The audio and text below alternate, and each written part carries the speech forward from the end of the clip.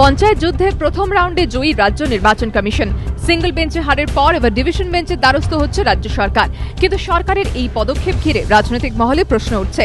অনেকেই বলছেন, কলকাতা হাইকোর্টের সিঙ্গুর মামলায় ধাক্কা খাওয়ার পর সুপ্রিম কোর্টে গিয়ে এখনো কোনো সুরাহা হয়নি মমতা বন্দ্যোপাধ্যায়। উল্টো সিঙ্গুরের কৃষকদের মধ্যে অসন্তোষ পুঞ্জীভূত হতে শুরু করেছে। তাহলে একই পথে হেঁটে কেন পঞ্চায়েত ইস্যুতেও সিঙ্গল বেঞ্চের রায় না মেনে ফের ডিভিশন বেঞ্চে যাচ্ছে রাজ্য সরকার? কেন পঞ্চায়েত নির্বাচন বিলম্বিত হতে পারে জেনেও এই সিদ্ধান্ত নিল তারা?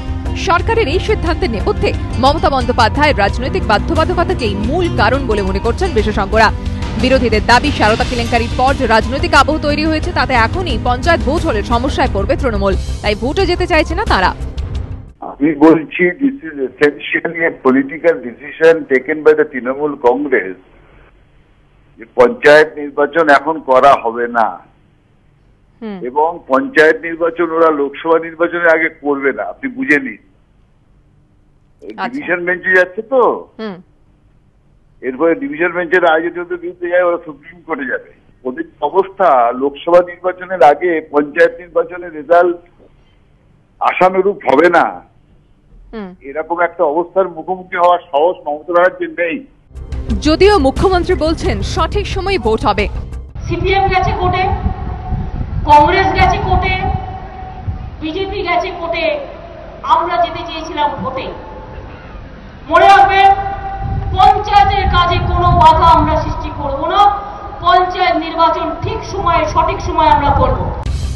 কিন্তু এই সঠিক সময়টা কার জন্য সঠিক তা নিয়ে প্রশ্ন উঠেছে রাজনৈতিক মহলে। লগ্নি কেলেঙ্কারিতে শাসক দলের একাধিক সাংসদ মন্ত্রীর বিরুদ্ধে অভিযোগ উঠেছে। প্রায় প্রতিদিনই উঠে আসছে নানা চাঞ্চল্যকর তথ্য। মমতা বন্দ্যোপাধ্যায় পাল্টা আক্রমণের পথে হাঁটলেও তৃণমূলের একাংশের বিরুদ্ধে সারদা ঘনিষ্ঠতার অভিযোগ কিন্তু ক্রমেই জোরালো হচ্ছে। রাজনৈতিক পর্যবেক্ষকদের মতে, তহবিল করে, কমিশন তৈরি করে, আইন প্রণয়ন করে আমানতকারীদের ক্ষোভ প্রশমনে মুখ্যমন্ত্রী উদ্যোগ নিলেও তা যে এখনই আগুনে জল ঢালতে পারছে না তা বুঝতে পারছে তৃণমূল নেতৃত্ব। তাদের চিন্তা আরো বেড়ে গিয়েছে, কারণ ব্যঙ্গচিত্র কাণ্ড কিংবা ত্রিফলা কেলেঙ্কারির মতো বিষয়গুলির প্রভাব মূলত শহুরে এলাকার মধ্যে সীমাবদ্ধ থাকলেও এই প্রথম এমন একটা সমস্যা তৈরি হয়েছে যার মূল প্রভাব গ্রামীণ এলাকায়।